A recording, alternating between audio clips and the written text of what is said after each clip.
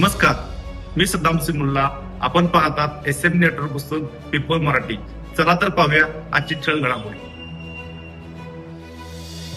कोल्हापूर जिल्ह्यातील नांदणी गावातील महादेवी माधवी हत्तीला परत आणण्यासाठी मूक मोर्चा काढण्यात आला. हा मोर्चा नांदणी येथून जिल्हाधिकारी कार्यालयाकडे निघाला. या मोर्चात हजारो लोकांनी सहभाग घेतला. महादेवी हत्तीला गुजरातमधील वनतारा प्राणी संवर्धन केंद्रात पाठवण्यात आले आहे. त्या विरोधात हा मोर्चा काढण्यात आला आहे. महादेवी माधवी हत्तीला नांदणी मठातून गुजरातमधील वनतारा प्राणी संवर्धन केंद्रात हलवण्यात आले आहे. या निर्णयाविरोधात कोल्हापूर जिल्ह्यातील नागरिक आणि हत्तीप्रेमींनी तीव्र नाराजी व्यक्त केली आहे.